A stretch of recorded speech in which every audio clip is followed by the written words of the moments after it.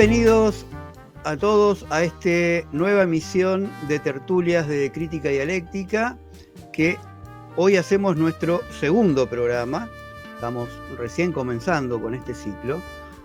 Espero que les vaya gustando a todos los que nos están viendo, escuchando.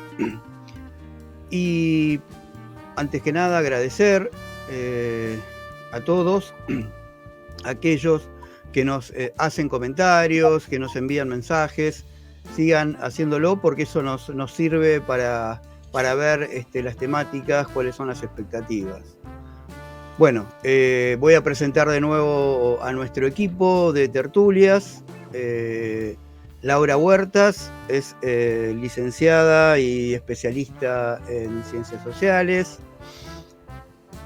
Gabriel Cicchini, graduado en Sociología de la UBA y docente en Ciencias Sociales.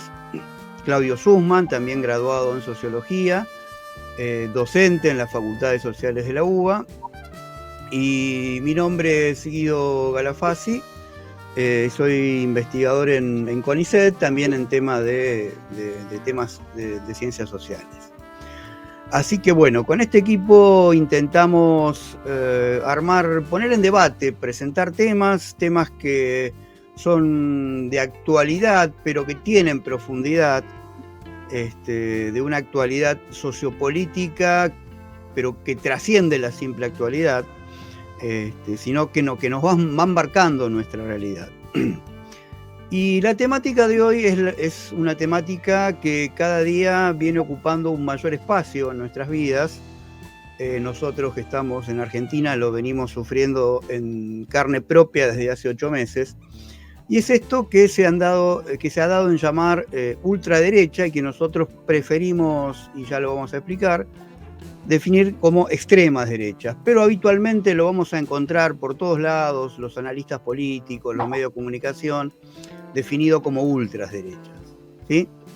Nosotros no estamos haciendo a lo que habitualmente se le llama ultraderecha, lo vamos a llamar extremas derechas. Y vamos a debatir, a preguntarnos y a tratar de tirar algunas puntas de qué es esto o qué son estas extremas derechas, por qué extremas derechas que se diferencian de las derechas, y intentar tirar puntas de por qué estas extremas derechas hoy vienen a ocupar un lugar tan central en Occidente, básicamente en Occidente. Discúlpame que te interrumpa un segundo, Guido. Nos pediste que te recordemos que presentes que todos somos miembros del GDH. Ahí lo iba a hacer.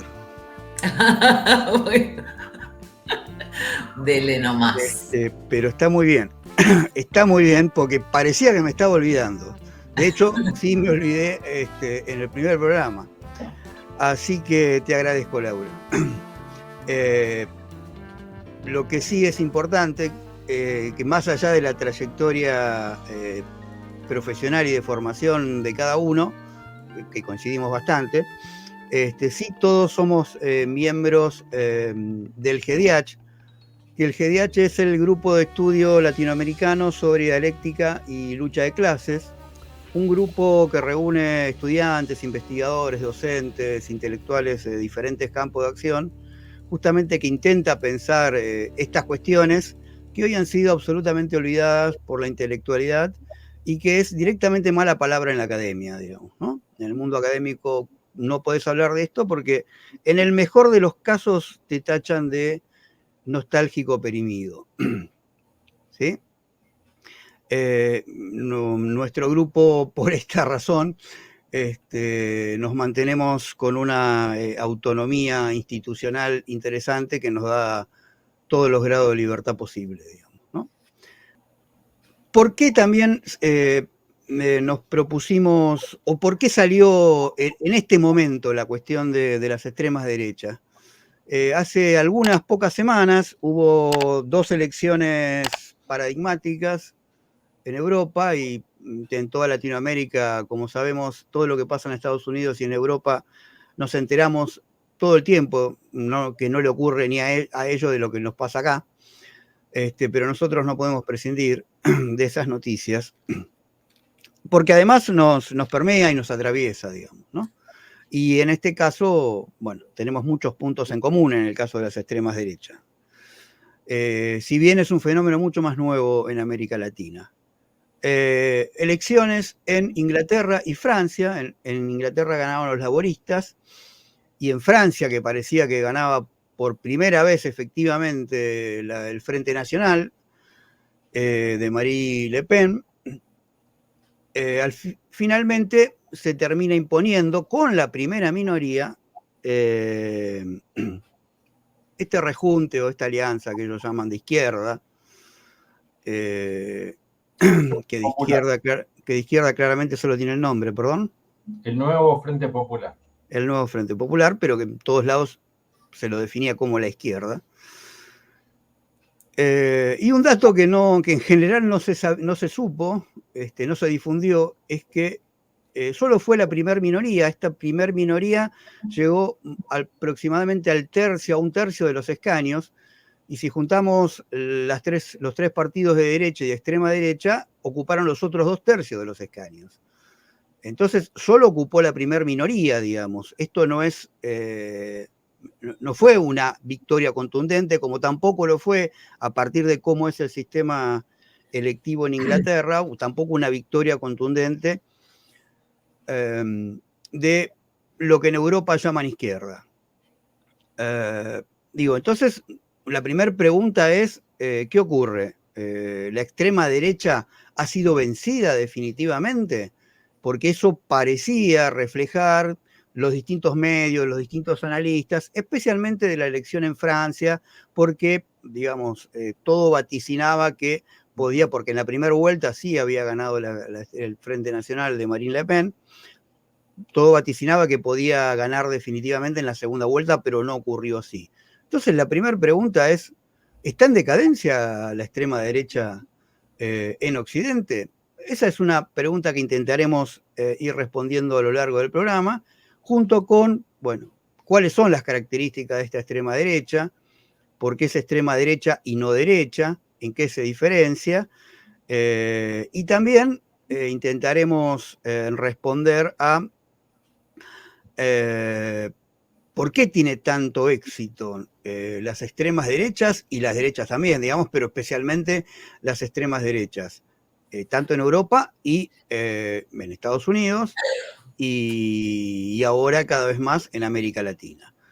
Y entonces, para introducirnos en estos temas y en una presentación un tanto más conceptual, ahora sí le voy a dar la palabra a Claudio, para que empecemos con esta tertulia. Bueno, empiezo por lo que vos mencionabas recién de las elecciones. Lo primero que hay que aclarar es que hay una diferencia importante entre lo que es un sistema uninominal o un sistema proporcional. En la Argentina, cuando hay elecciones, cada provincia es un distrito electoral. Le corresponde, supuestamente, porque en realidad está distorsionado, pero le corresponde una cantidad de diputados en relación a la cantidad de habitantes que tiene. Se presentan listas y los cargos se obtienen proporcionalmente a la cantidad de votos que se obtuvieron. También hay alguna trampita ahí, pero bueno, en principio digamos que es un sistema proporcional. En Estados Unidos, en Inglaterra y en Francia no hay representación proporcional.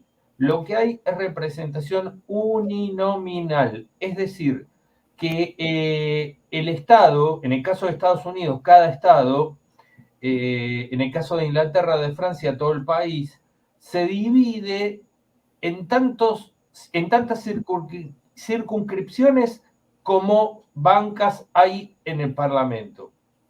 Y por lo tanto, y que se supone que cada circunscripción tiene una cantidad más o menos parecida de habitantes. Es decir, que las circunscripciones electorales no coinciden con la división político-administrativa como sí coinciden en la Argentina.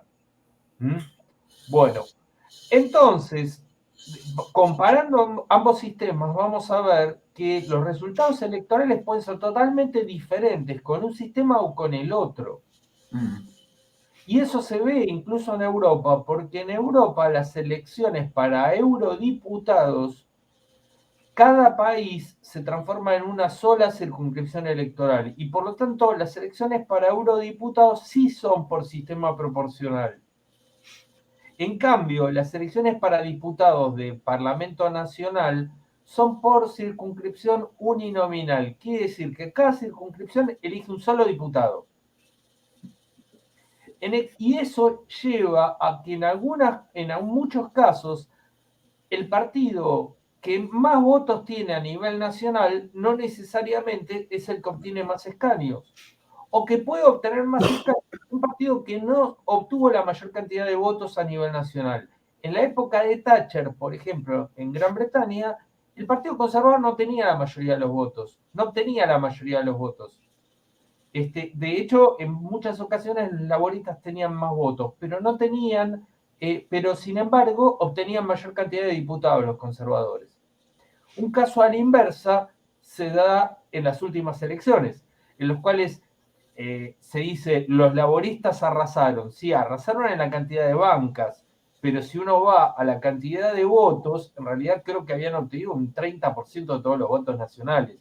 Estaban lejos de ser esa gran mayoría que parecían ser por la cantidad de escaños que habían obtenido. Y en Inglaterra, como en Estados Unidos, el que obtiene el mayor número de votos en una circunscripción es el que gana la circunscripción. Es decir, que si un candidato es el más votado, aunque tenga el 30% de los votos nada más, es el que gana la banca. En cambio, en Francia... Perdón. Sí. Y si el segundo saca 29,9, el primero saca 30, el segundo saca 29,9, el segundo no obtiene ninguna banca. No, porque es una sola banca por circunscripción. Claro, digo, por eso es importante, digo, aunque la diferencia sea mínima con el segundo. Sí, la puede ganar por un voto. Exacto. Puede ganar por un voto. Como pasó una vez en las elecciones de un club en la Argentina. Bueno, en Francia el sistema electoral es también circunscripción uninominal, pero ellos introdujeron una modificación, que hay una segunda vuelta. Si un diputado no obtiene el 50% más 50,1% de los votos, tiene que haber una segunda vuelta entre el primero y el segundo. Eso es lo que explica que haya obtenido una buena cantidad de escaños el Frente Popular, que como vos decías, es un rejunte que va desde el agónico Partido Socialista, que estaba por desaparecer, y ahora de golpe tiene un montón de diputados, el agónico Partido Comunista, que es una rémora del pasado, porque prácticamente no tenía ya votos, con los ecologistas, con la Francia insumisa, bueno, y a la vez también obtuvo una buena cantidad de escaños la alianza de Macron, que se la daba por liquidada, porque Macron se ha vuelto una figura bastante impopular. Y sin embargo, obtuvo una buena cantidad de votos. ¿Por qué? Porque había un acuerdo implícito entre el macronismo y el Frente Popular para hacer lo que llaman el cordón sanitario contra la extrema derecha. Y en aquellos lugares donde el candidato que tenía posibilidades de ganar era macronista, la izquierda lo votaba. Y aquellos lugares donde el candidato que tenía mayor posibilidad de ganar era de izquierda, supuestamente, aunque yo tengo mis dudas, supuestamente el macronismo lo votaba. Creo que hay más tendencia de la izquierda a votar el macronismo anti-Le Pen que del macronismo a votar a la izquierda. Pero bueno. Bueno, eso explica la correlación de fuerzas dentro del Parlamento francés. Y hay que aclarar una cosa. El Frente Nacional, que en realidad ahora se llama Reagrupamiento Nacional, es un partido. Todas las demás son alianzas. Es decir, que el partido de Le Pen es el partido más grande de Francia. es el único que se presenta como partido. Es el único que tiene representación como partido, no como alianza, como bloque, como frente. La segunda cuestión, en las elecciones que se habían dado pocos meses antes para eurodiputados, quien sacó mayor cantidad de representantes fue el lepenismo, encabezado por la propia Le Pen. ¿Por qué? Porque para la Eurocámara se vota por sistema proporcional. Y por lo tanto, el partido que más votos tiene es el que más eurodiputados obtiene. Y el partido que más votos tiene, nos guste o no nos guste, en Francia es el partido de Le Pen. Bueno, Inglaterra no está en la Unión Europea, por lo tanto no vota para eurodiputados, pero de haber habido elecciones para eurodiputados, los resultados hubieran sido diferentes de lo que fueron en el Parlamento británico. Porque, vuelvo, en el Parlamento británico, como en Estados Unidos, como en Francia, hay sistema uninominal, no proporcional. Pero los eurodiputados sí se eligen proporcionalmente, tomando a todo el país como una sola circunscripción. En el caso de la Argentina, lo que toman como circunscripción son las provincias, ¿no? Bueno, creo que en Italia creo que en un momento, yo no estoy muy seguro ahora, porque hubo varias reformas, pero en un momento habían hecho un sistema mixto. La mitad de la Cámara se elegía por sistema proporcional y la otra mitad por sistema uninominal de circunscripciones. A la italiana. Pero no estoy muy seguro en qué quedó eso, porque en Italia hubo varias reformas, fundaciones y todo eso. Según se lo vea, el sistema proporcional puede favorecer a los partidos más chicos o a los partidos más grandes. En el caso de Francia, el partido más grande, que es el de Le Pen, se vería favorecido por un sistema proporcional. Y de hecho, Le Pen insiste en que tiene que haber una reforma en ese sentido. Ahora, según se lo vea, también en algunos casos puede favorecer a los partidos chicos. Es decir, ¿por qué? Porque los partidos chicos en el sistema uninominal no entran nunca, no la meten nunca. Imagínense, en la Argentina, si hubiera un sistema uninominal por circunscripción, ¿cuántos diputados metería el FIT, el Frente de Izquierda? Ninguno. Porque no ganaría en ninguna circunscripción. Porque en las circunscripciones, ¿quiénes ganarían? Bueno, ahora está el factor Milei, ¿no? Pero si no, en las circunscripciones ganaría un peronista o un macrista. Y años atrás diríamos un peronista o un radical. No habría posibilidad para terceras, cuartas, quintas fuerzas. Están los defensores dentro de la rama de la ciencia política que se dedica a los sistemas electorales, los defensores de un sistema y de otro, ¿no? Los que defienden el sistema uninominal dicen que hay una relación más directa entre el votante y el diputado, lo cual es cierto, porque de hecho en Inglaterra los diputados de cada circunscripción tienen reuniones periódicas abiertas, públicas, con su electorado, incluso con los que no lo votaron, pero pueden ir, dirigirse personalmente y hacerle reclamos. En Estados Unidos también se hace eso. En Francia ya se distorsiona por el tema de la segunda vuelta. Esa es una de las ventajas que se esgrimen. La desventaja es, bueno, distorsiona los resultados electorales, deja fuera a las minorías, refuerza a sistemas bipartidistas. En Estados Unidos el bipartidismo demócratas republicanos se sostiene en ese sistema.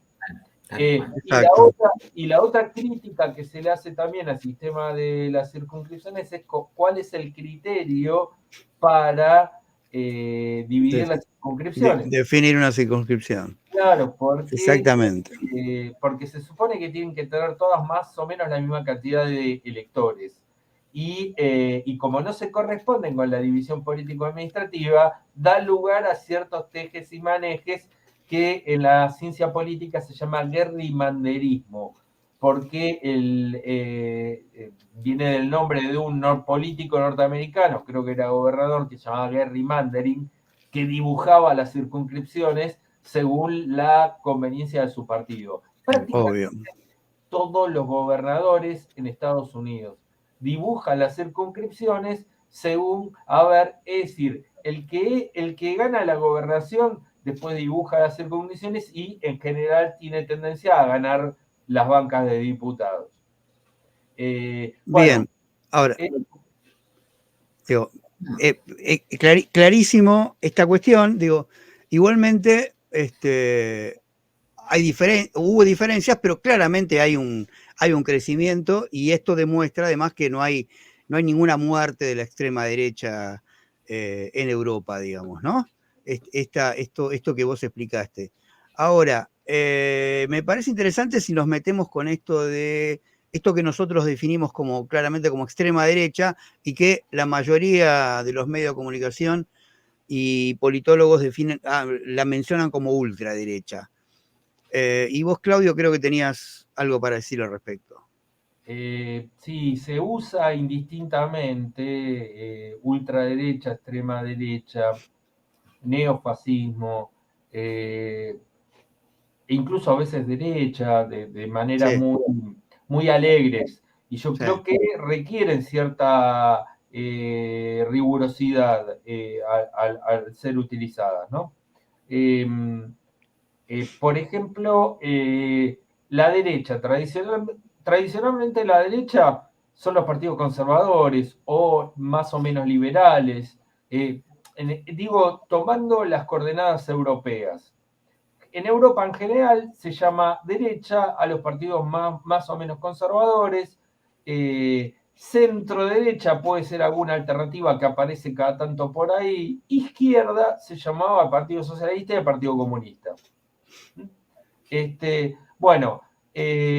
En Europa se asume eso, nadie se escandaliza por llamarse de derecha. En Francia la derecha se asume como de derecha, en España se asume como de derecha, ¿sí? Y no se escandaliza nadie por eso. Acá meto un poco la cuestión argentina. En la Argentina siempre hubo una derecha vergonzante. Sí. Acá nadie decía que era de derecha. Y curiosamente, muchos la iban de izquierda o de centro izquierda, llegado el caso, cuando uno tiene seria duda de que realmente fuera de izquierda, ¿no? Sin embargo, en un país que yo considero que no es muy proclive a la izquierda, en un país que es más bien conservador, esto es mi opinión personal, curiosamente, la izquierda tenía buena prensa y la derecha tenía mala prensa. Es decir, que tenía mala prensa decirse derecha. Recordemos que Álvaro Alzogaray fundó un partido que se llamaba Unión de Centro Democrático. Y la derecha se decía de centro. Es que la derecha se decía de centro acá, exactamente. Claro, pues no se asumía como de derecha. Y el fenómeno nuevo que trae arrastrado Milei y un montón de gente que está alrededor de ellos, es que por primera vez aparece en Argentina una derecha que se asume como de derecha.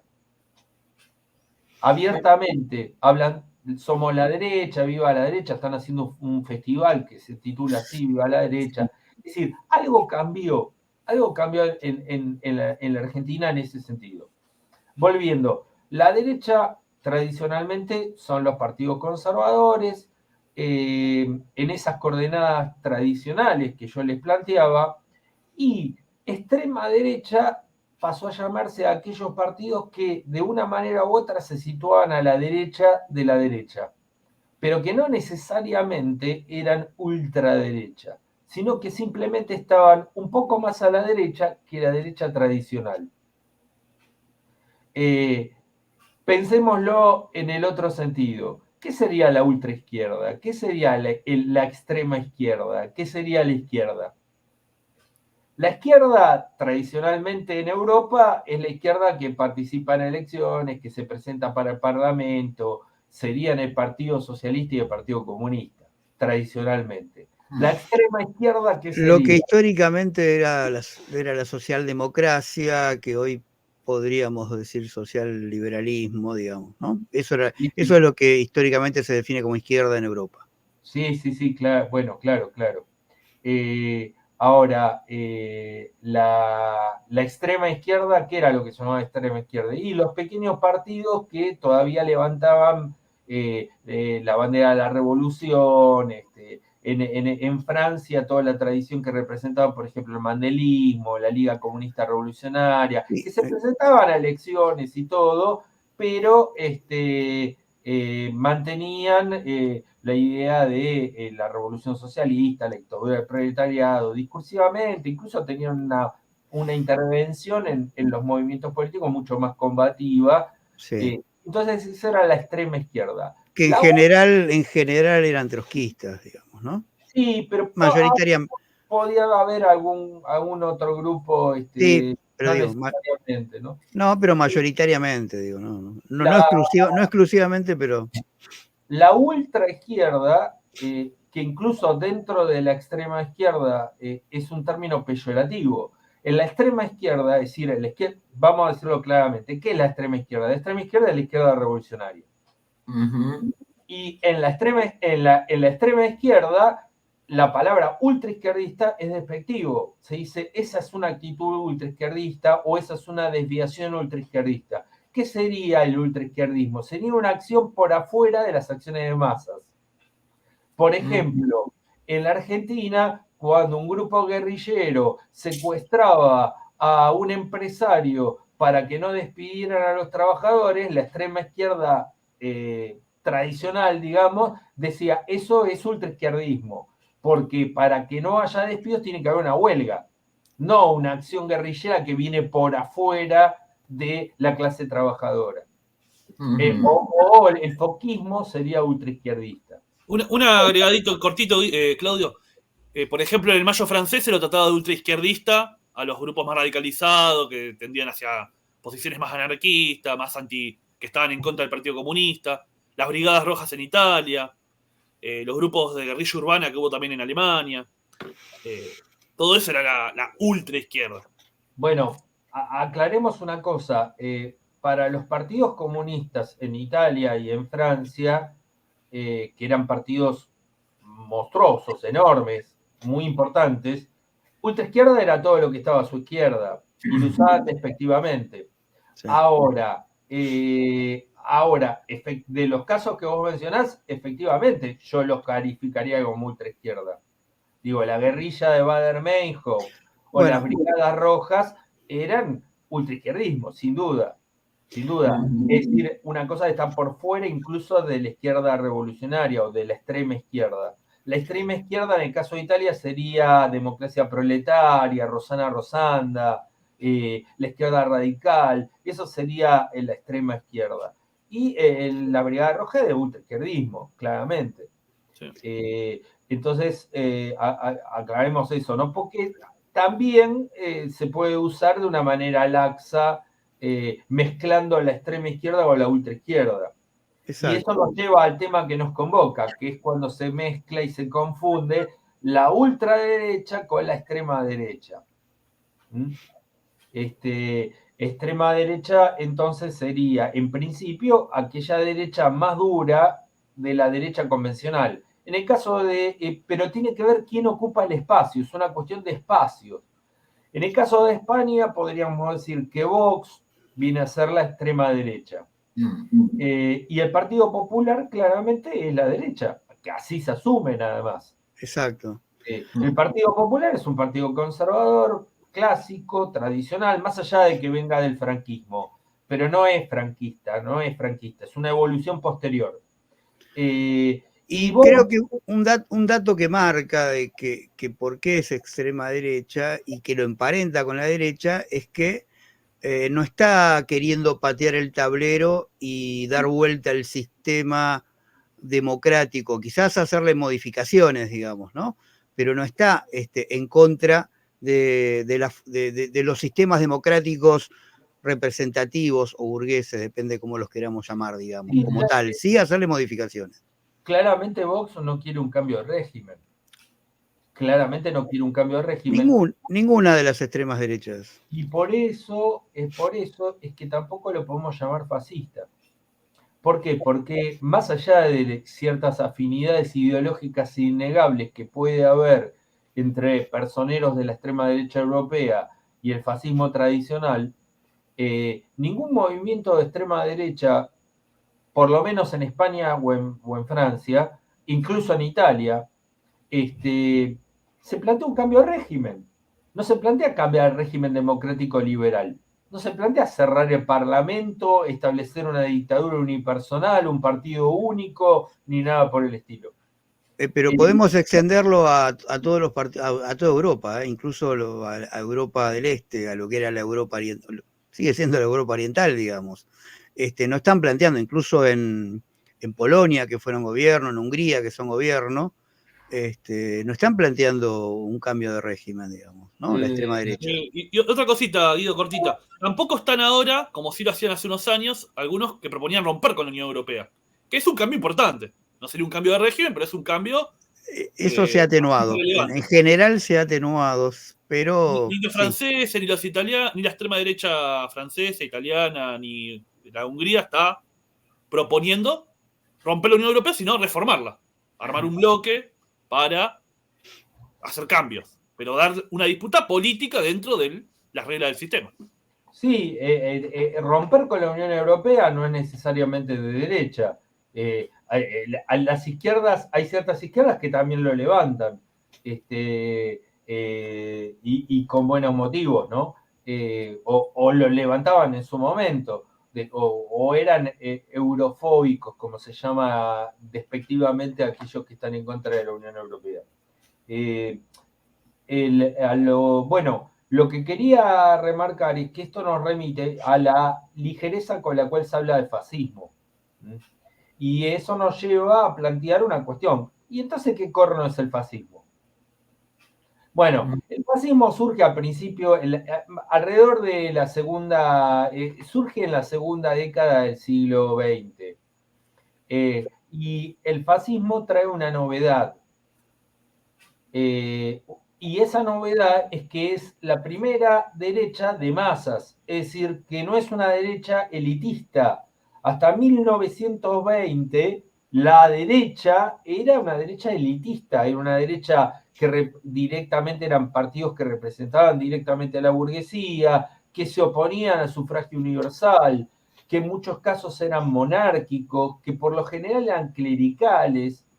Esos partidos de derecha tradicionales, de golpe aparece el fascismo. Y el fascismo como movimiento de masas. Es decir, como un movimiento que va primero a ganar la pelea en las calles. Un movimiento plebeyo, de base plebeya. No obrera, porque el fascismo clásico nunca logró insertarse en la clase obrera en los países donde se desarrolló, pero sí con una base plebeya importante, es decir, pequeña burguesía, marginales, desocupados, campesinos, y con una inserción o una influencia en el movimiento obrero muy débil. Existente, sí, pero muy débil, muy relativa. Y el fascismo lo que se plantea, se presenta como rebelde, se plantea como rebelde, se presenta como revolucionario, no como contrarrevolucionario como la derecha anterior. La derecha anterior, que podía ser nostálgica incluso del antiguo régimen, era más o menos abiertamente contrarrevolucionario. La palabra revolución le daba sarpullido. Bueno, el fascismo se presenta como revolucionario. Pero perdón, porque la derecha tradicional, justamente como añoraba de alguna manera la vuelta al antiguo régimen, se autopercibía como Conti se definía como contrarrevolucionaria porque era contra la revolución moderna, contra la revolución francesa fundamentalmente. Digamos, claro, ¿no? Los ideales de igualdad, fraternidad. Claro. Sí, pero el fascismo también va a venir contra la revolución francesa. Sí, pero como se propone como un cambio mucho más radical, lo propone por lo propositivo y no por la negativa, digamos. Sí, una palabra típica del fascismo, por lo menos italiano, es un orden nuevo, el orden nuevo. Claro, Plantean un orden nuevo. claro, Un orden exactamente. nuevo donde incluso entran conceptos como justicia social, donde se contempla cierta legislación social, por supuesto, disciplinando, encorsetando absolutamente a la clase trabajadora. Pero Sí, toda esa totalmente. fantasía de un régimen corporativo, Exactamente. donde el capital y el trabajo se reúnen en igualdad de condiciones, Claro. arbitrados por un Estado paternal, porque hay un concepto que es fundamental para el fascismo, que es terminar con la lucha de clases. Si hay dos cosas que los fascismos no pueden tolerar de ninguna manera, pueden tomar muchas cosas del socialismo. Desde la verborragia proletaria, la verborragia incluso anticapitalista, o hasta la bandera roja en algunos casos. Pero lo que no pueden tomar de ninguna manera, los dos conceptos que no pueden digerir son internacionalismo y lucha de clases. Digo, es interesante, creo, recalcar que de alguna manera lo que toman es lo que pueden tomar es cierta cosmética de la doctrina socialista. Sí, claro, Pero obvio. justamente van en contra a lo que es el nudo, digamos, al nudo conceptual, ¿no? Que es esto de la lucha de clases. Fíjate a qué extremo que José Antonio Primo de Rivera, el fundador de Falange en España, decía que con tal de terminar con la lucha de clases, hasta era capaz de terminar con el capitalismo. Exactamente. Me pareció muy interesante rescatar lo del corporativo. Digo, justamente el corporativismo es la característica del fascismo. Esta supuesta amalgama empresario-obrero, patrón-obrero, en pos de este orden nuevo, digamos, ¿no? Eso, por un lado, claramente elimina, es una táctica para eliminar la lucha de clases, pero vuelve, digamos, yo me animaría a decir que retoma cierta mística, ahí sí, un tanto premoderna, ¿sí? ¿No? Esta cosa de los gremios medievales. De alguna Sí, manera, de ahí viene la cuestión del corporativismo, ¿no? sí, claro. A diferencia del liberalismo, más conservador o menos conservador, que no niega las clases y en todo caso el socialliberalismo a lo que más intenta es a una cierta alianza, relativamente alianza de clases, en algunos casos más efectiva y en otros pura y exclusivamente discursiva, pero sin anular esta clara diferencia, digamos, ¿no? A diferencia del fascismo. ¿Por qué? Porque el liberalismo, donde su credo radica justamente en el mercado, en la libertad de mercado, no puede eliminar este clivaje. Y como en el fascismo, de alguna manera, el mercado va a estar limitado por un Estado muy fuerte, ya no juega libremente el mercado, sí juega, claramente, porque no son antimercado. Creo que ahí toma presencia esta lógica corporativista. Pero bueno, creo que Sí, podríamos una meternos en la extrema derecha porque...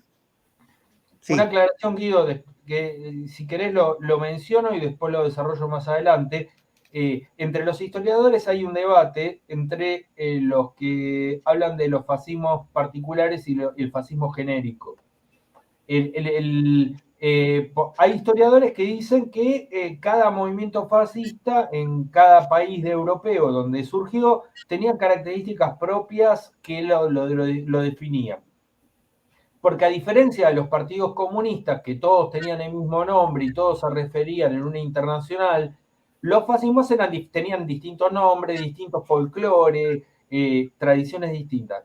Y está, por supuesto, la escuela del fascismo genérico, a la cual yo adscribo, que creo que todos los fascismos tenían algo en común. seguramente. Y que eso que tienen en común es lo que los define. y que básicamente todos los fascismos que surgen en Europa, empezando por el fascismo italiano y sobre todo por la experiencia más traumática y dramática de todas, que es la de el nacionalsocialismo alemán, pero también los demás, todos eran una respuesta a la Revolución Rusa y al peligro de revolución socialista en Europa. Sin Revolución Rusa no hubiera surgido el fascismo en Europa. Porque muchas veces la contrarrevolución surge como respuesta a la revolución. Algo de eso, por ejemplo, un historiador de derecha, Nolke, alemán, dice, bueno, en realidad hay que entender que en Europa hubo una guerra civil. Él habla de la guerra civil europea, que dice que de 1917 a 1945 lo que hubo fue una guerra civil europea.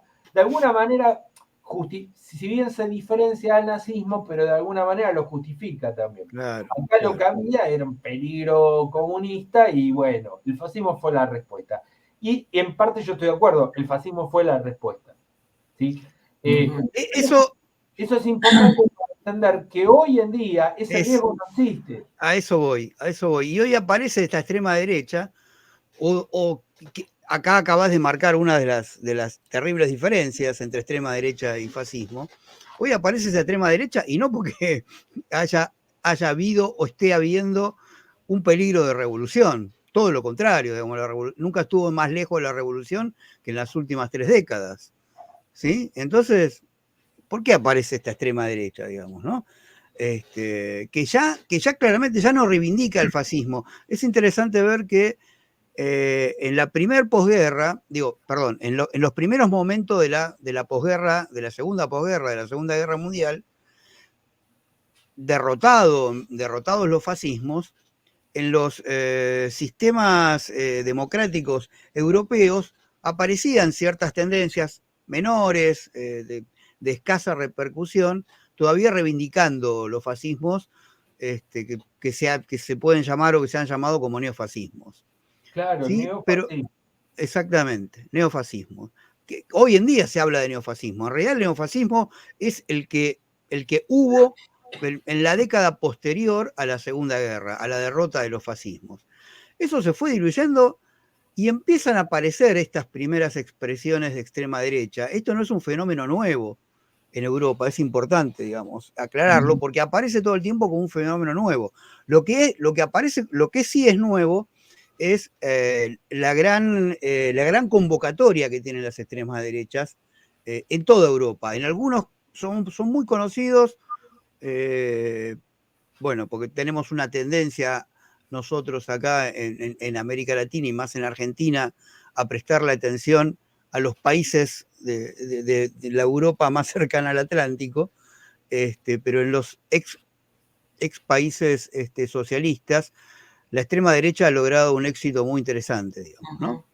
Y en Estados Unidos también. Y acá lo conocemos menos. Y hoy en día, en América Latina, digamos. Pero iba a que este neofascismo se fue opacando y empezó a aparecer lo que algunos llaman populismo de derecha, ¿sí? Que hoy en día, porque ese es otro elemento interesante a analizar en las extremas derechas.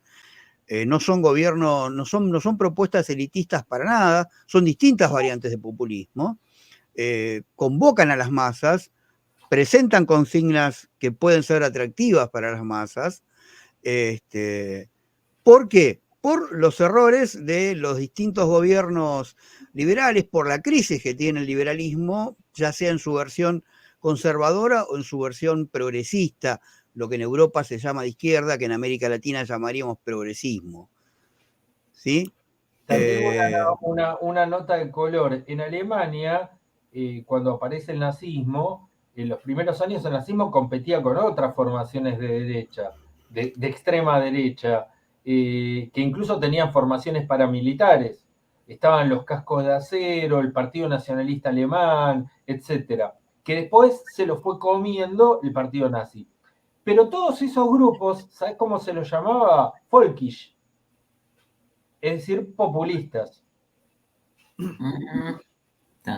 Ajá. Sí. Laura. Bueno, no, yo me parece fundamental estas definiciones y aclarar el panorama de este diverso y variado mundo de la extrema derecha, y apelar a sus tradiciones, a sus líneas ideológicas, pero tal vez a mí lo que me preocupa, me interesa mirar es que actualmente el crecimiento de la extrema derecha generalmente no es tan racional, no hay una adscripción ideológica a determinadas posiciones, a determinada continuidad o objetivos, como fue eh, definiendo Claudio muy bien las variedades y las características de cada sector. Esta nueva efervescencia y la adscripción a partidos y a formaciones o a idearios, porque tampoco tal vez está tan institucionalizada como en otro momento, porque nosotros sí miramos Europa y por ahí después de una elección podemos inferir que hay un crecimiento de la extrema derecha de Le Pen, pero por ahí no hay una militancia, una incorporación organizacional a formaciones más o menos estables. Pero, por ejemplo, lo que pasa acá, si pensamos en esta irrupción de la libertad avanza, ¿cuántos de los votantes y sostenedores de este ideario tienen noción o concepto de un proyecto político, de una tradición, de un planteo en cuanto a cambiar o no cambiar el sistema?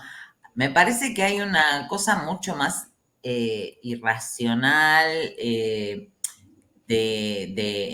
emocional, de broncas, de odios, de resentimientos que se van aglutinando detrás de fuerzas políticas o de personajes o de líderes, pero que capaz que no se refieren a una tradición política. O sea, podemos sí tener en claro cuáles son los objetivos de una determinada fuerza, pero el crecimiento por ahí pasa por otro lado. Yo estuve mirando un poco, por ejemplo, lo que pasó en Estados Unidos con el trumpismo. Uno también como analista, como observador de ciertas realidades, tiende a buscar la racionalidad de las políticas, de las medidas, cuáles son los objetivos que se proponen y muchas veces ponemos más la atención en los intereses económicos que defienden, obviamente. Pero hay cantidad de acciones políticas que han permitido articular, por ejemplo, a un variado universo de grupos de derecha o de extrema derecha en Estados Unidos que no se corresponden con los intereses económicos en rigor. Por ejemplo, ¿cómo hizo Trump para articular a grupos como, viste, por los norteamericanos a cada uno le ponen su título publicitario? Por ejemplo, toda la avanzada contra el aborto, la anulación del fallo Roe versus Wade, que hizo campaña Trump, pero se sancionó después de su gobierno porque él había copado la Corte Suprema y lo cambió. Eso generó un movimiento enorme, violento, fomentado por el Estado contra las organizaciones que defendían los derechos reproductivos, el aborto libre. Hubo acciones de calle en Estados Unidos, una sociedad súper armada hasta los dientes.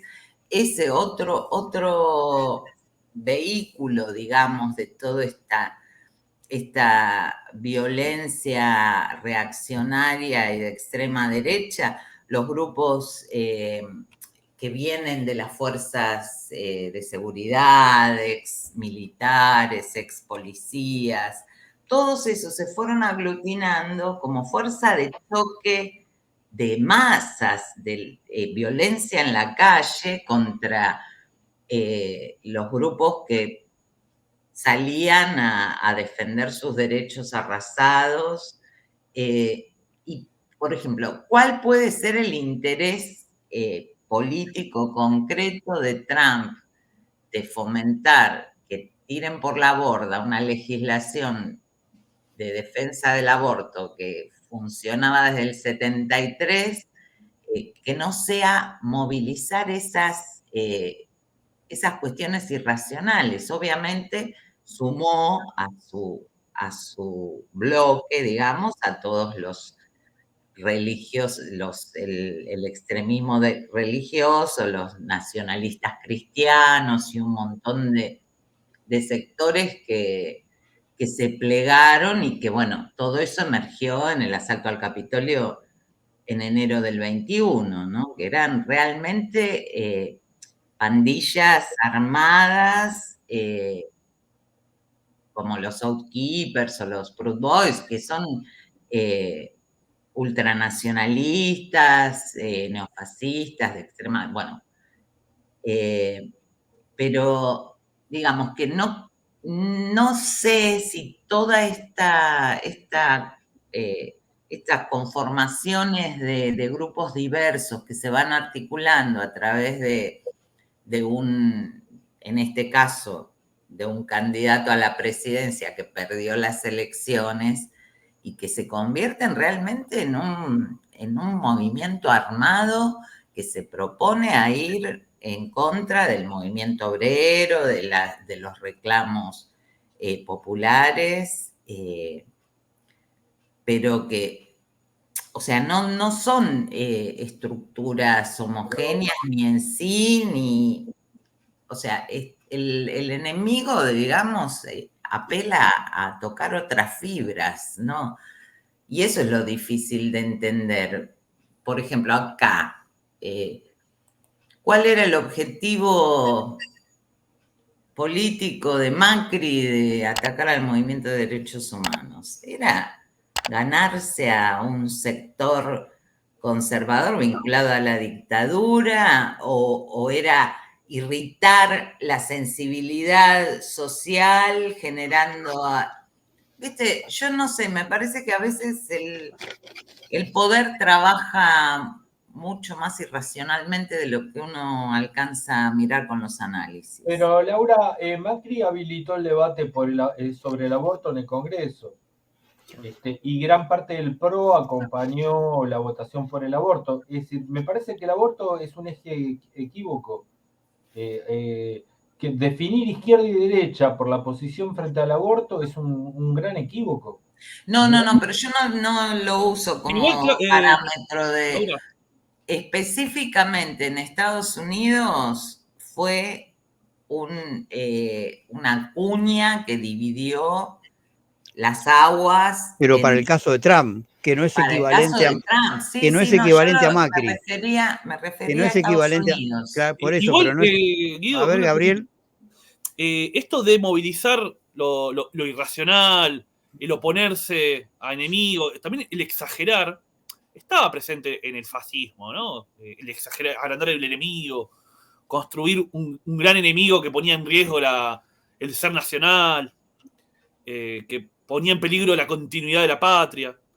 En estos casos, creo que en la extrema derecha contemporánea agitan mucho algunos fantasmas, ¿no? Que tienen algún asidero en la realidad, pero se exagera muchísimo, ¿no?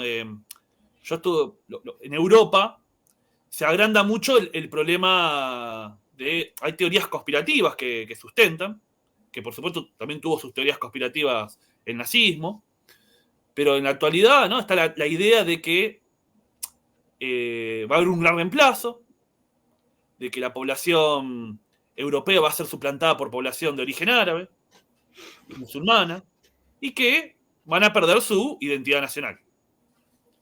Y eso motoriza mucho a a la derecha francesa, italiana, española y de otros países, y tiene algún tipo de... Uno puede ver las transformaciones que se están dando a nivel demográfico y étnico.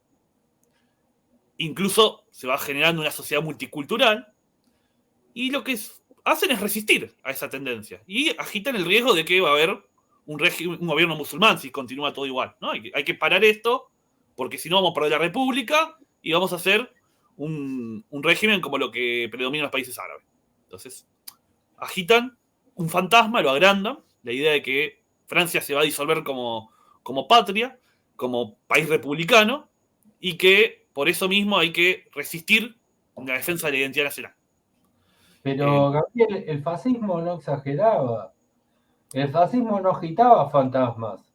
Cuando el fascismo hablaba del... Con el judaísmo sí. Bueno, pero el verdadero enemigo primero que, por ejemplo, en el fascismo italiano, cuando surge la cuestión racial no está presente, no les importa. Para los fascistas la nación la constituía el Estado era el que conformaba la nación, para los fascistas. Para los nazis, lo que constituía la nación era la raza, el pueblo, no el Estado. Era una visión distinta. Los fascistas italianos eran más hegelianos. Los nazis eran anti-hegelianos. Ahora, todos tenían en común que no agitaban... El verdadero enemigo del nazismo no eran los judíos, era el bolchevismo. Si vos ves los discursos de campaña o de agitación de Hitler antes de tomar el poder, no digo que no fuera antisemita desde el comienzo, lo era, pero todos sus discursos de campaña antes de tomar el poder, el enemigo es el bolchevismo. No, pero eso no hay ninguna duda, Claudio. Sí, desde ya. No está agitando un fantasma, sino un peligro real para la burguesía alemana, porque el bolchevismo era un peligro real para el régimen burgués en ese momento. El antisemitismo fue como un pretexto ideológico para blanquear a una parte del capitalismo. Había un capitalismo bueno y un capitalismo malo. El capitalismo malo era el capitalismo judío, que eso sí era una invención, era un fantasma, pero el verdadero enemigo, y eso está presente de entrada, es el bolchevismo. Y eso es lo que lo lleva a meterse en la guerra con la Unión Soviética cuando todavía no le terminaron de... Cuando Inglaterra está groggy, no le terminan de dar el golpe a Inglaterra porque se meten en la Unión Soviética. ¿Qué es lo que lo lleva a meterse en la Unión Soviética? El antibolchevismo profundo que tenía el fascismo de esa época, ¿no? Y ahora la cuestión de la inmigración, es cierto, también hay un elemento real, como vos decís, que es la cuestión demográfica. Ahora, yo diría, bueno, europeos, si tan preocupados están por el gran reemplazo, empiecen a tener hijos. Y ahí ya se termina el problema. El problema es que ustedes no tienen hijos. Si no tienen hijos, la población va a desaparecer y el territorio lo va a ocupar pero están cómodos no teniendo hijos, pueden seguir no teniendo hijos y que no haya inmigración. Ese es el argumento, digamos. Igualmente, sin tener hijos van a terminar como naciones, ¿no? Pero bueno, van a terminar como naciones, pero no van a ser reemplazadas. No van a tener yo cuando hablaba de la exageración trabajo para explotar, si no tienen hijos, si la población... Bueno, por eso digo, se van a terminar como nación, pero no van a ser reemplazadas. Gabriel, yo quería, la idea. Quería intervenir a partir de lo que dijo Laura, pero dale, Gabriel. Sí, ahí te dejo, Guido. También, para mí, la exageración la presentan también, por ejemplo, Vox habla de que los gobiernos del Partido Popular, de la centroizquierda, ponen en peligro la continuidad de España, ¿no? Con la posición anti-Cataluña. Entonces ellos también se proponen como los únicos defensores de la unidad territorial española, como los que son firmes ahí. Tienen unos discursos que tienden a exagerar. También hay conceptos que usan como el de marxismo cultural. Cuando hablan de ideología de género, en la forma en que lo presentan, lo tergiversan. Cuando hablan de la Agenda 2030 lo presentan como un fantasma también terrible, sin abordarlo racionalmente, sin discutirlo en los detalles. Y lo es. Sí, Y lo es. Y la ideología de género también existe. pero la forma en que lo abordan. Pero no se lo regalemos a la derecha. Yo no le voy a regalar a la derecha la crítica a la ideología de género y la crítica a la Agenda 2030. No. Pero lo que hacen ellos es presentar la Agenda 2030 como algo que vulnera la soberanía de los países, y ahí hay... Lo cual es cierto. Por eso Lo cual es cierto. son los únicos soberanistas. Se presenta como algo que pone en riesgo, digamos, la autonomía, las decisiones económicas propias de cada país. Pero Vox no es soberanista, Vox es globalista. En lo discursivo es como Milei, se presentan como en contra de las élites globalistas. En contra de las élites, se presentan como en contra de Soros, en contra de cierto... Son pro-europeos y pro-OTAN. En eso sí. Y bueno, son globalistas. Sí, como Milei, en ese sentido. Ahí hay una coincidencia. Bueno, y el otro elemento que con esto cierro la idea es que para mí la extrema derecha se caracteriza también por presentarse como un movimiento rebelde en comparación con la derecha más conservadora, más de status quo. Vienen a decir que quieren cambiar el rumbo, que quieren transformaciones. Se presentan como rebeldes ante una hegemonía progresista, y vienen a plantear también el lenguaje político de una forma que generan controversias, son políticamente incorrectos, buscan polemizar y hacen un agite con eso que les permite ganar popularidad y lugar en la opinión pública y en los medios. Y esa estrategia, que también se puede ver como un rasgo común, no tienen miedo en ser polémicos, en dar debates, y por eso también a veces me parece que usan esto de la exageración, ¿no? De agrandar al enemigo, inventar un enemigo socialista que, como sabemos, no está presente, no hay un peligro de que se implante el socialismo ni en Argentina ni en Europa, pero lo genera el fantasma de que hay un marxismo cultural que está usando el feminismo, el ecologismo, y nosotros que estamos en contra de que se use marxismo cultural, ¿no? Pero, digamos, usan la categoría marxismo cultural para decir que eso aglutina. Pero el único fantasma ahí es el mote de marxismo. Pero esas ideologías existen y son las que han copado la parada en Occidente, claramente. Sí, pero ellos plantean que a través de eso quieren instalar un régimen socialista. Y ahí que quieren hacer avanzar el socialismo a través del ecologismo, del feminismo. Pero eso yo no lo entendería como un fantasma. Sino que marca su lógica de extrema derecha, justamente. Todo lo que no es visto desde la extrema derecha lo identifican como izquierda. ¿Sí? De ahí esa confusión de llamar a todo esto marxismo cultural. Creo que un claro ejemplo es Milei, que cualquier cosa que no sea esa lógica anarcocapitalista que él llama libertaria, es izquierda, es socialista. Hasta Rodríguez Larreta dijo que... Claro, hasta Rodríguez Larreta es tachado de socialista. El peronismo es tachado de izquierda, por favor. El único peronismo que podía ser de izquierda fue la tendencia en los 70 que el propio peronismo se encargó de liquidar.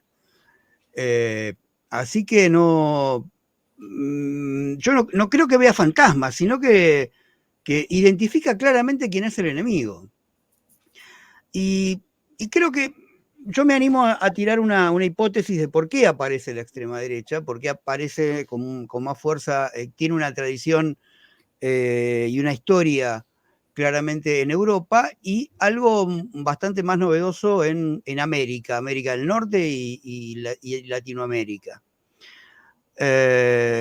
Aparece por el fracaso que significó en términos de sus propios objetivos primero lo que fue la sociedad de bienestar cuando llega a su límite, con los partidos socialistas, progresistas, socialdemócratas, que la primera reacción fueron los gobiernos de derecha en Europa y en América Latina también, ¿sí? Ante los fracasos y las derrotas de los populismos de mano de las dictaduras y los fracasos posteriores de los populismos posteriores a la época de la dictadura en América Latina, aparecen las derechas. ¿Y por qué las masas apoyan a las derechas? Porque estos populismos nunca lograron sus objetivos, tanto por incapacidades como por fortaleza de los grandes capitales, de las corporaciones de los grandes capitales, como por incapacidad de estos propios populismos, y porque nunca fueron capaces de dar un mínimo golpe de timón para cambiar las realidades. Si vos fijate que en los últimos 50 años ha crecido, por más gobierno progresista, populista que haya habido en América Latina, ha seguido creciendo la desigualdad y la pobreza.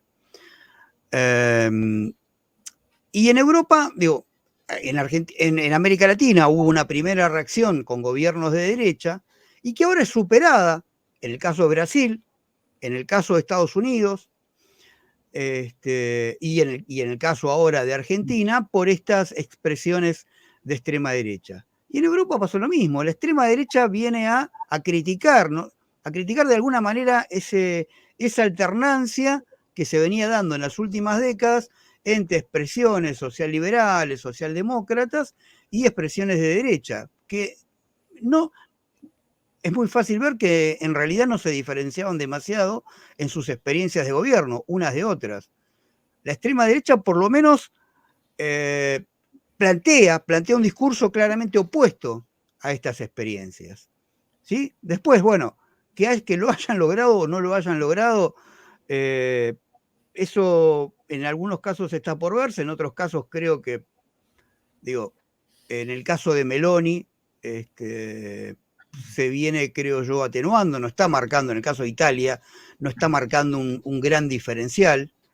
Habría que analizar, yo no conozco tan al detalle los casos de Hungría y Polonia, con las experiencias de los gobiernos de extrema derecha. Bueno, el caso argentino es un desastre porque la Libertad Avanza es un desastre en su concepción, digamos, ¿sí? Es lo más parecido a Zelensky, creo yo. Y en el caso de Estados Unidos creo que sería el caso, en todo caso, claramente más exitoso en sus propios términos, ¿sí?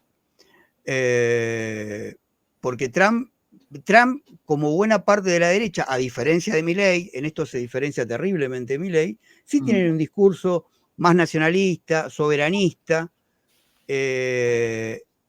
y a diferencia de Vox, ciertas otras extremas derechas europeas tienen ciertos cuestionamientos a la OTAN, en algunos casos, a la Unión Europea, ¿sí? Después cuando llegan al gobierno, en todo caso, no lo terminan materializando, y esta guerra Rusia-Ucrania ha hecho atenuar estas diferencias que tienen las extremas derechas con la Unión Europea, pero su discurso y su prédica más nacionalista los ponen en entredicho con la Unión Europea.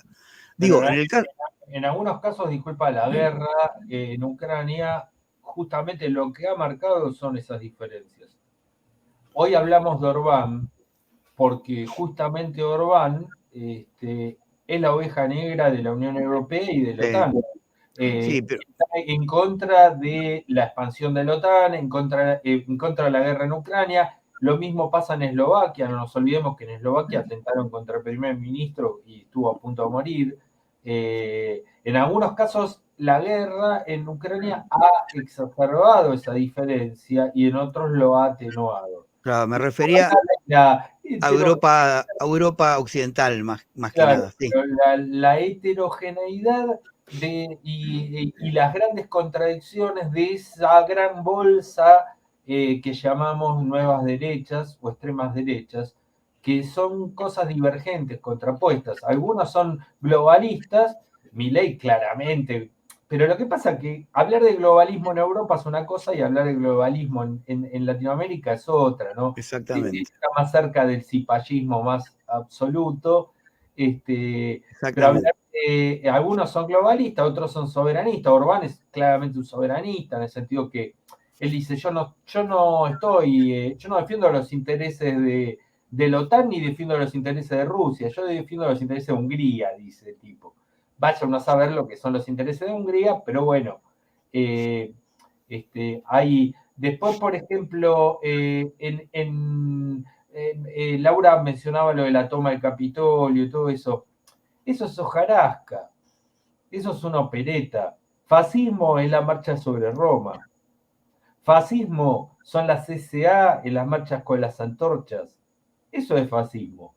Lo del Capitolio o la payasada de Bolsonaro es payasada. Porque no tenían un objetivo de tomar el poder. Porque el fascismo clásico, si tenía una cosa, era que tenía una estrategia, que era la toma del poder. La toma del poder a través de la violencia. Y el derrocamiento del régimen existente. Claro, Mussolini era un gran estratega en lo que hace a la conquista del poder. Lo que hizo después y después en qué personaje se transformó, que se transformó en un personaje de opereta trágica, es otra historia.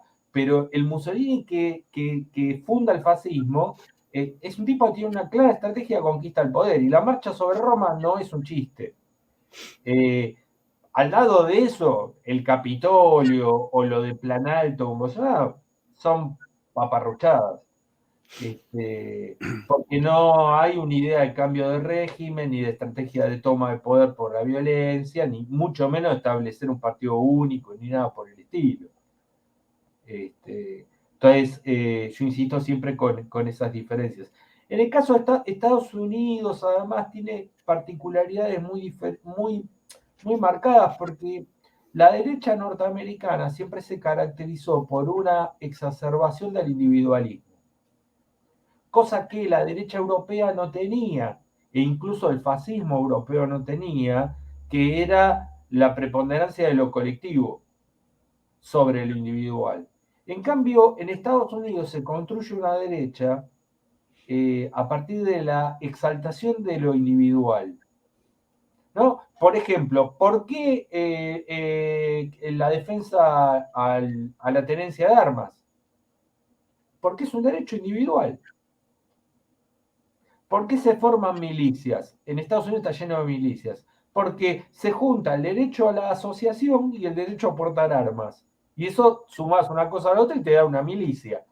Bueno, hay un elemento de individualismo muy fuerte en la derecha norteamericana, que tiene que ver también con la tradición protestante, que tiene, y la relación con las iglesias pentecostales, bautistas, lo que habitualmente llamamos evangelistas, que no se denominan así en realidad, que a su vez lo vincula de una manera bastante curiosa e indirecta con el sionismo también, pero bueno, eso ya es para otro video.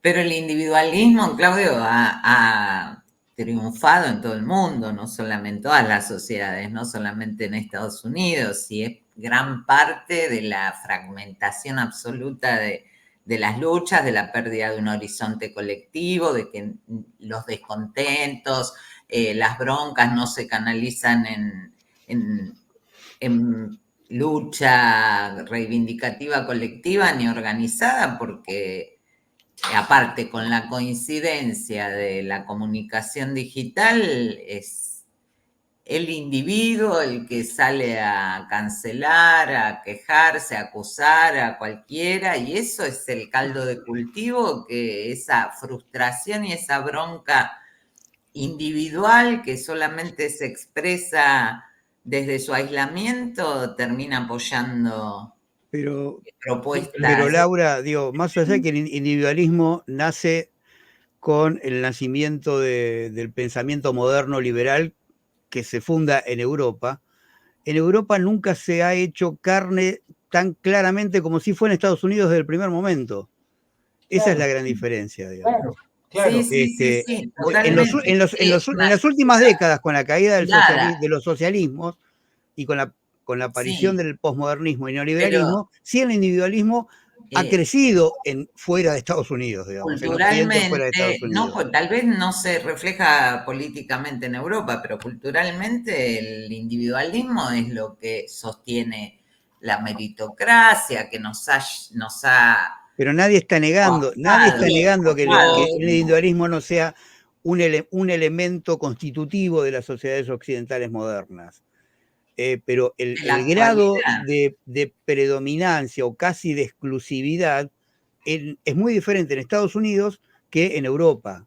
Eso creo a lo que nos Sí, está no, refiriendo Claudio. Y Y, una es, y cosita, hay un crecimiento está en el mucho más, ADN norteamericano, está bueno, claro, pero y está está en mucho la más, base también de toda esta conflictividad dispersa y del antipobrismo, porque ese es otro rasgo es el rasgo fundamental de la efervescencia de extrema derecha, el odio al pobre y que ahora el enemigo es el que está más cerca. No, Laura, guarda. En Alemania, la alternativa por Alemania, los lugares donde más votos tiene es en Alemania Oriental. ¿Por qué? Porque son las zonas más pobres de Alemania. Y no tiene un discurso antipobre, tiene un discurso antiinmigrante, que no es lo mismo. Está bien, uno podría decir los inmigrantes son Bueno, los más pobres, los más vulnerables, pero se pero, apoyan en los pobres étnicamente europeos. sí, pero ¿qué es lo Eh, que pasa acá? Milei sacó más votos El entre los enemigo sectores más es pobres. el planero, el más vulnerable, el que bueno, abusa del Estado. pero hay derechas que exaltan los valores tradicionales, el conservadurismo, la comunidad. Sería el caso, por ejemplo, quizás seguramente de Orbán, o es el caso de Le Pen, de de Le Marine Le Pen, Pen, donde no se exactamente. exalta el individualismo, al contrario, se No. exalta la comunidad, la pertenencia a una comunidad. En el caso de la derecha norteamericana, hay una exaltación de lo individual, que es ahí donde enganchan con Milley. Milley, ¿por dónde se engancha con Trump? Porque Trump también coquetea con los libertarios, ojo, Trump va a los congresos de los libertarios. ¿Por dónde se engancha? Y se engancha por el lado de la exaltación del individual. Trump, volver a ser grande América, volver al sueño americano, es decir, volver a la exaltación del individual. Y lo que yo decía, el derecho a tener armas y todo eso. Entonces, nuevamente, las nuevas derechas son cosas totalmente contradictorias, diferentes, que no podemos amalgamarlas todos como si fueran expresión de lo mismo. Expresan cosas diferentes y tienen contradicciones muy, muy grandes. Y no nos olvidemos además que una cosa es el soberanismo, digamos, de un país periférico, como podría ser Hungría, y otra cosa es el soberanismo en una primera potencia, como sería Estados Unidos, porque Trump puede ser más aislacionista, pero Trump no deja de ser el aspirante a dirigir el imperio. Solamente que él ve que China es el enemigo, mientras que los demócratas parece que quisieron hacer una escala, ¿no? Primero Rusia, después China. Y Trump ve que el enemigo es China. Pero en definitiva son dos visiones geopolíticas diferentes sobre cómo mantener la hegemonía sobre el mundo. Respecto de esto, es un debate interesante, digo, porque uno podría decir, o yo a veces lo digo, para América Latina, lo mejor que nos podría pasar, entre comillas, es que gane Trump y que gobierne Trump para América Latina y para el mundo, porque por esto de América para los americanos, en esta concentración, este intento, esta propuesta de concentrarse en reactivar el dinamismo de la economía norteamericana y en cierto aislacionismo, en cierto proteccionismo, en un principio favorecería al resto del mundo porque limitaría un poco el intervencionismo histórico norteamericano en el mundo, digamos. Pero justamente lo peligroso es si Estados Unidos, perdón, vuelve a ser grande de nuevo. Digo, porque hoy está en crisis, está en decadencia, está perdiendo claramente la hegemonía a nivel mundial. Si Trump tiene éxito en su propuesta y Estados Unidos vuelve a ser grande de nuevo, justamente a lo que va a llegar es otra vez a ser el dueño del imperio, digamos, ¿no? Digo, para agregar a lo que decías vos, Claudio. Pero... Yo tengo mis dudas de que sea para Latinoamérica un poco mejor. Yo creo que es elegir entre Al Capone y Frank Nitti, más o menos. Pero por supuesto. Por eso, dije entre comillas. Sí, no hay un mejor. Obviamente. Sí, pero quería volver a lo de irracionalidad de Laura. A ver, si yo no entendí mal, digamos. Creo que podría aplicarse para el caso argentino y el caso brasilero, que surgen Bolsonaro y Milei surgen como reacción. Bueno, en el caso brasilero, en parte por el fracaso del PT y por a quien eligió Lula como sucesora en su presidencia, que se vendió abiertamente al liberalismo y entró en una crisis terrible en Vilma, ¿no? Entró en una crisis terrible en Brasil, y por la cama que le hicieron a Lula con el tema de el golpe que le hicieron a Dilma Rousseff, el ponerlo preso a Lula, ¿no? Esta corrupción judicial. Claro, bueno. Como reacción a eso, aparece Bolsonaro.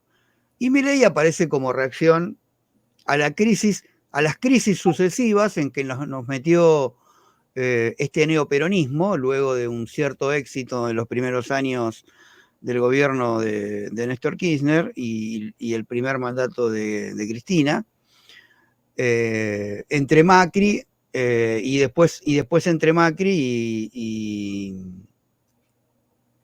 y el muchacho Alberto, que ahora lo está usando muy hábilmente Clarín y La Nación para terminar de darle el golpe en la nuca mortal al peronismo, digamos, ¿no? A partir de la novela esta de Fabiola. Aparece Milei como reacción a estas crisis. En ese sentido, podría yo darle un toque, ver alguna reacción un tanto irracional. No lo veo en el caso de Estados Unidos y mucho menos lo veo en el caso de Europa, en donde la extrema derecha tiene una larga tradición, y justamente las crisis generadas por esta alternancia entre la socialdemocracia y esas derechas, no extremas derechas, me refiero al Partido Conservador inglés, a las distintas expresiones y múltiples expresiones de la derecha italiana, post-democracia cristiana, a la democracia cristiana misma, a Macron, etcétera. Creo que ahí es donde empieza a ganar cada vez más fuerza la extrema derecha, y no me parece una reacción irracional de la población, sino, bueno, ver lo que tenía disponible, una desaparición de las izquierdas reales, no lo que en Europa se llama izquierda. Ante eso me parece que, bueno, eligieron lo que tenían a mano y lo que les parecía que podía ser una solución a esos problemas. También hay que señalar el fracaso de la derecha. La extrema derecha surge porque el fracaso de Sí, bueno, yo decía, esta alternancia entre socialdemócratas y derecha no extrema, que en el caso de Argentina es muy claro, digamos, ¿no? Entonces yo no vería tanto como una reacción tan irracional, digamos. Digo, sí, salvo en estos casos que son mucho más novedosos, que es el de Brasil y el de Argentina, digamos, ¿no? En los otros casos los veo con una cierta tradición más histórica y que, bueno, encontraron su momento por los fracasos de las expresiones previas. Yo creo que el triunfo de Milei y el triunfo de Bolsonaro es el triunfo del sentido común. Y el sentido común y la racionalidad no tienen mucha vinculación entre sí. Más allá de las elecciones siempre se definen desde lo irracional, desde lo emocional, se votan figuras, se votan candidatos, no programa, no es una discusión política realmente. Cada vez más. Pero creo que no es una básicamente, pobres votando un programa neoliberal no tiene nada racional. Sí tiene sentido común, que es otra cosa, que es diferente. El sentido común no es racional. El sentido común es un entramado de prejuicios, de saberes cotidianos, y sobre todo es una especie de filosofía de lo inmediato. Es decir, de lo que yo veo, salgo y veo. Ahora, lo que yo veo es muy limitado, es lo que me rodea.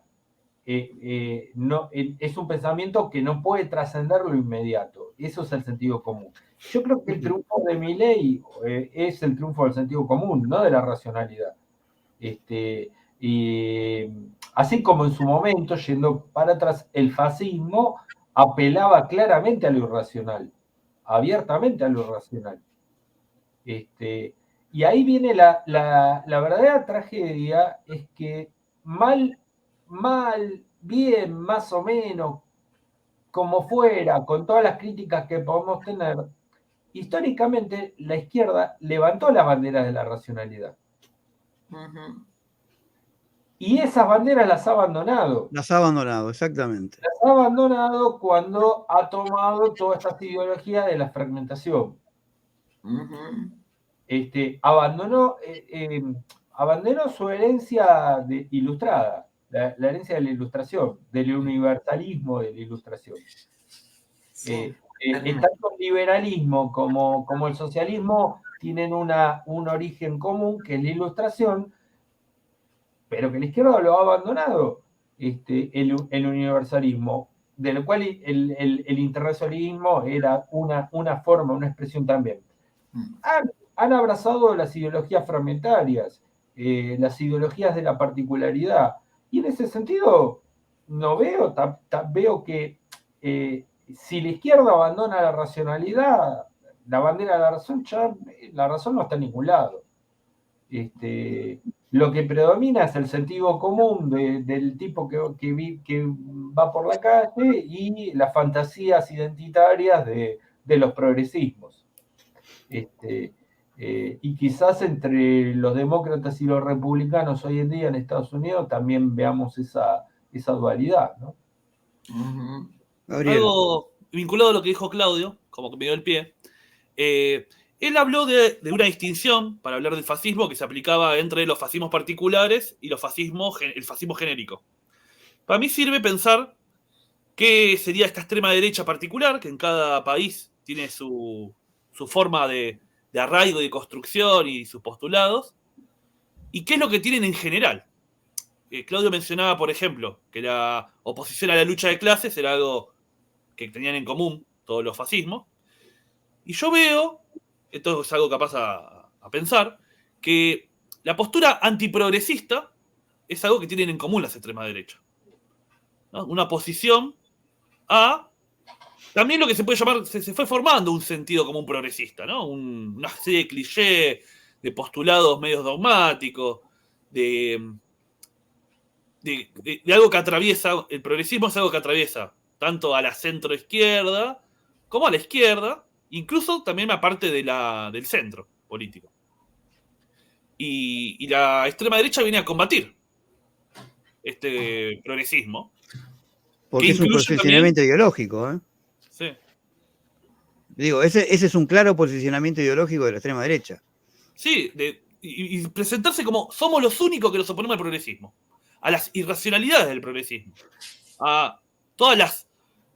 también se puede pensar algunos dogmas que sostiene el progresismo y que adhirió de forma unitaria la mayoría de la izquierda, ¿no? Muy pocos dentro de la izquierda se alzaron en contra de ciertos excesos, de las limitaciones, ni siquiera, ¿no? de señalar las limitaciones y los peligros del progresismo. ¿no? De estas ideologías de la particularidad.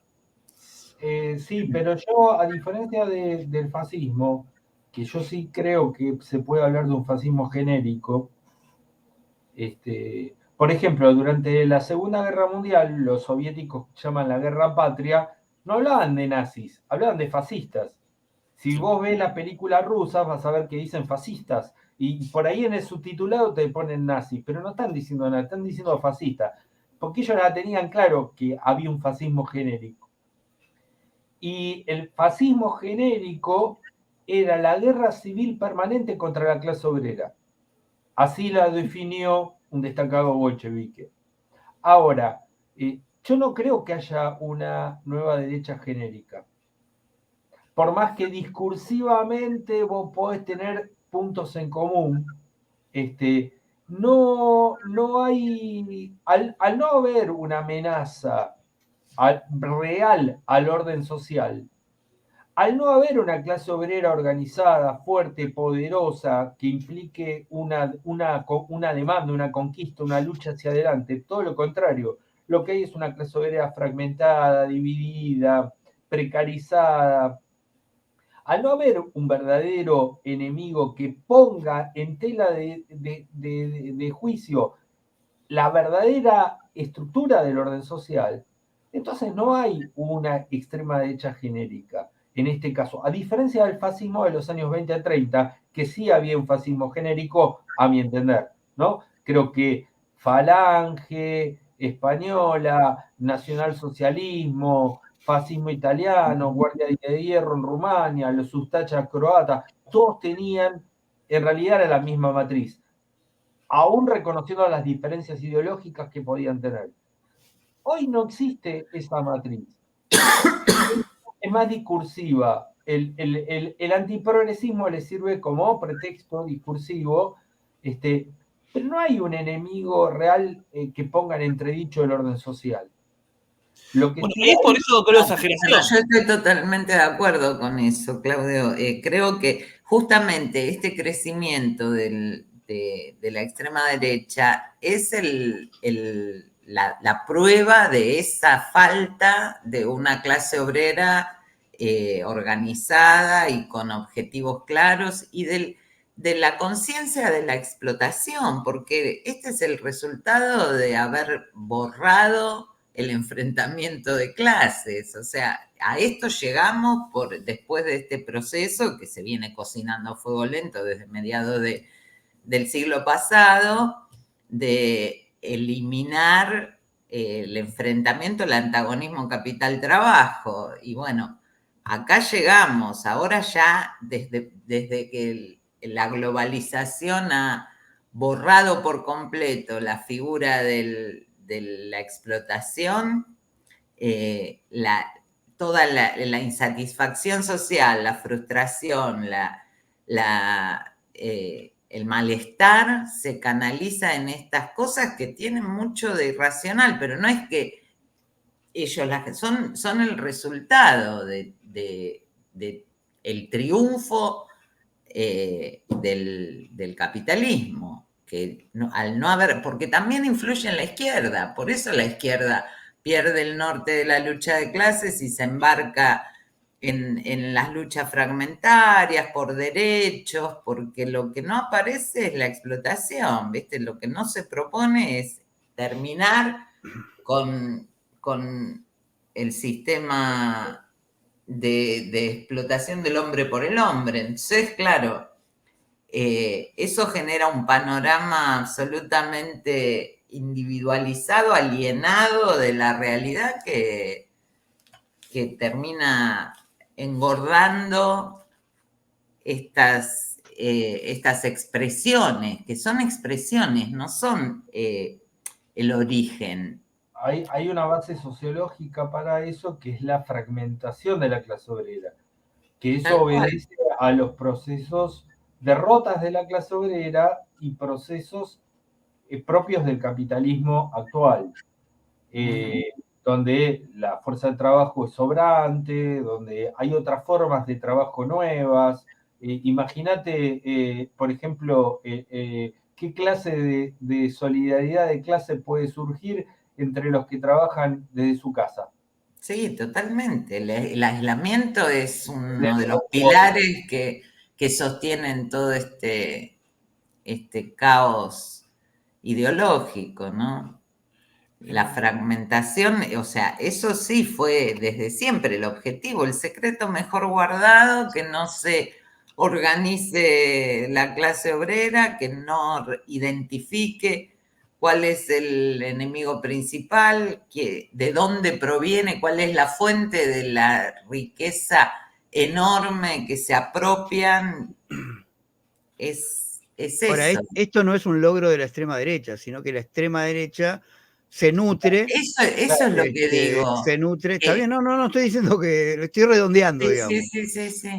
sí. Sino que la extrema derecha se nutre de esta fragmentación y de esta desideologización clasista de la clase obrera como tal, digamos, ¿no? Es un trabajo sucio previo que hicieron en algunos casos los conservadores, el tacherismo, y en algunos casos los socialliberales, digamos. Los socialliberales. Antiguamente llamados socialdemócratas, socialreformistas, Sí. que en realidad, porque si tomás el caso de España, lo que ha hecho el PSOE en este sentido ha sido un trabajo monumental, ¿no? O lo que está haciendo la socialdemocracia en Alemania ahora. Es un trabajo, o lo que hicieron los laboristas cuando tuvieron la oportunidad con Tony Blair, por ejemplo, eso fue socialliberalismo. Liberalismo disfrazado de socialdemocracia. No, y lo que fue también lo que fue el progresismo latinoamericano, perdón, en parte, ¿sí? Y la derrota política del proyecto socialista, de la falta de un horizonte revolucionario, es producto también de este proceso que fue una derrota teórica primero, porque el no poder, o sea, que en las academias, en el pensamiento social desde hace casi un siglo, el marxismo occidental y toda la conversión del marxismo y de la lucha de clases en una moda intelectual y la aparición, el surgimiento de todo el relativismo y las teorías particularistas que colonizaron las academias y los núcleos de pensamiento, eso fue lo que hizo desaparecer la alternativa de una izquierda combativa que presente un enfrentamiento al núcleo del problema, que es la explotación del trabajo, ¿no? Yo diría, y resumiendo lo que yo planteé, diría que la extrema derecha crece en el mundo porque todavía nos siguen pegando en la cabeza los cascotes del muro de Berlín. Sí. Quizás sea una definición un poco brutal, demasiado minimalista, pero qué sé yo, como síntesis yo lo plantearía así. Nos siguen cayendo los cascotes del muro de Berlín. Yo agregaría, Claudio, a eso una cosita, que hay también, desde la caída del muro de Berlín, hubo una incapacidad para reconstituir una alternativa de izquierda adecuada a los tiempos presentes, que sea también una alternativa a lo que fue la Unión Soviética. Algunos pueden pensar que China se fue expandiendo en influencia, pero no se fue constituyendo un proyecto socialista que pueda radical, ¿no? Un proyecto socialista que sea una superación del capitalismo, que se presente como una alternativa radical al status quo. Claro, no hubo posibilidad de inserción de masas, de presentar un proyecto que pueda rivalizar. Ahora, ¿por qué? De acuerdo, totalmente de acuerdo. Y yo agregaría que por qué este no resurgimiento, porque la izquierda que quedó es incapaz de hacerse cargo de esta derrota, digamos, ¿no? De estos cascotes que todavía nos siguen pegando en la cabeza. Bueno, porque la izquierda también es parte de esta sociedad y el fetichismo del capital financiero es cognitivamente estructurante de la manera de pensar, ¿no? Y es muy difícil si no hay una crítica profunda y una formación teórica consecuente, poder zafar de eso, ¿no? Si hoy ves los partidos políticos de izquierda a la cola del feminismo, del indigenismo, tomando esas a la cola de banderas. las ideologías han abandonado la lucha de clases por esta ideología de las particularidades, claramente, ¿no? Creo que va a merecer un programa esto de la crisis o la derrota o la debacle de las izquierdas, digamos, ¿no? Bien, no sé si tenemos algo más que agregar por hoy respecto al tema de extremas derechas. Creo que con todo esto que veníamos diciendo, esto último, es que en el título, digamos, de este programa, también como subtítulo, hablábamos de las nuevas configuraciones políticas, digamos, ¿no? Porque hoy, bueno, algunas banderas que debiera tener la izquierda han sido tomados desde otro lugar y con otra argumentación por esta extrema derecha también, digamos, ¿no? Y la izquierda se ha embarcado, ha terminado comprando estos espejitos de colores que ha construido el liberalismo, digamos, ¿no? Pero bueno, no sé si queremos agregar algo más sobre el tema de las extremas derechas. Yo estaba pensando un poco una pregunta que me hacía antes de esta charla, es ¿qué hay de nuevo en esta extrema derecha? ¿No? Porque como ya vimos, tiene muchos años, pero en un momento dieron un salto. Y tratar de entender por qué dieron ese salto en apoyo popular. Y ahí, siguiendo con lo que dije anteriormente, ¿no? Hubo un agotamiento del progresismo, una decepción masiva, con las limitaciones del progresismo, también con las propuestas socialdemócratas que se convirtieron en socialliberales. Y también con el nuevo orden mundial que se fue consolidando. Y para mí hay que analizar algo que también charlamos, que es, dentro de la izquierda también se fue abandonando el antiimperialismo. No hubo una adecuación al nuevo contexto mundial. Y los que se presentan como antiimperialistas en muchas ocasiones son las derechas soberanistas. No hay mucha izquierda soberanista, que digamos. No. Perdió fuerza. Capaz uno puede considerar que, no sé, el régimen de Bolivia, de Maduro, son antiimperialistas. No se podría discutir eso, pero dentro de la izquierda hay... ¿Bolivia izquierda? ¿Dijiste Bolivia izquierda? Se puede pensar que el régimen de Evo Morales se presentaba por lo menos discursivamente. Sí, pero estabas hablando de la izquierda, digo, por eso. No, pero bueno, como sabemos, en Europa consideran que eso es extrema izquierda. Por ejemplo, ¿no? Desde otras latitudes. Piensan que lo que ocurre en Latinoamérica es extrema izquierda. Bueno, con respecto a esto de que hay una dificultad para superar el progresismo, sino que hay la izquierda se fue mimetizando con el progresismo, acercándose tanto que quedó poco claro cuál es la diferencia entre la izquierda clasista y anticapitalista y el progresismo. Fue cada vez más cercana la relación. Y eso se agotó. Se agotó en la mayoría de la población. Hay una decepción con eso.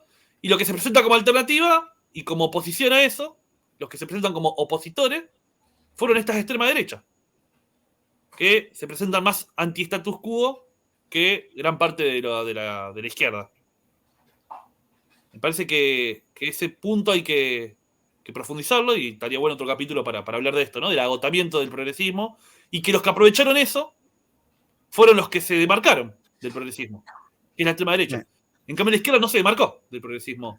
Y ahora que hablaste de anti-status quo, algo que me quedó en el tintero, la incorrección política es sí una característica que puede estar presente en buena parte de estas extremas derechas, ¿no?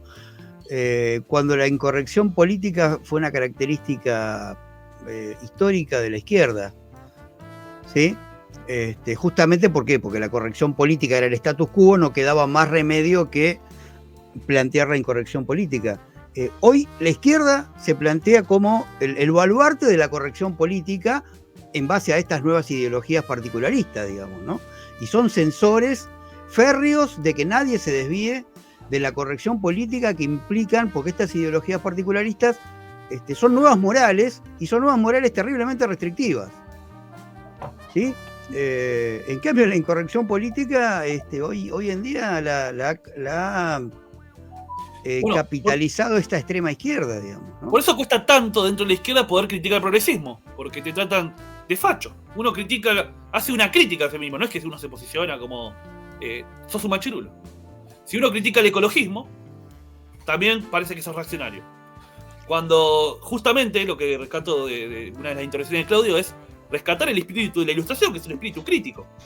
Hay que cuestionar, de usar la razón para marcar, señalar las irracionalidades, los prejuicios, los dogmatismos. Y eso se fue perdiendo. Se establecieron nuevos dogmas dentro que fueron promovidos por el progresismo, que son incuestionables. Y eso creo que es lo que hay que laburar para desarmar. Porque si no, los únicos que van a poder criticarlo van a seguir siendo la derecha. Y la extrema derecha, en especial, que son los más hábiles para cuestionar todos estos dogmas del progresismo. Que bueno, creo que el próximo capítulo estaría bueno ir identificando, ¿no? Desglosando estos postulados del progresismo, que son de los que se agarra la derecha, la extrema derecha, para poder ganar en apoyo popular. Interesante. Bueno, creo que podemos dar por concluido esta segunda emisión. Espero que a los que nos miren les resulte interesante. Agradecemos todo comentario crítico o comentario que nos halaguen.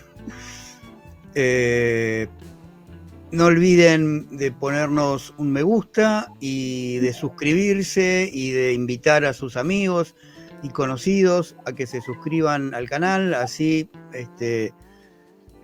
quizás sin prisa, pero sí sin pausa, vamos creciendo con el canal para seguir tratando de debatir estas ideas y estos temas con ciertas perspectivas que hoy en día no abundan. Así que, bueno, saludamos a todos y los convocamos para nuestra próxima tertulia. Así que de mi parte me despido y los dejo a mis compañeros. No, también esperemos seguir reuniéndonos y tratando de generar algún tipo de debate y profundizar estos temas que tanto preocupan. Chao. Adiós. Gracias. Chao.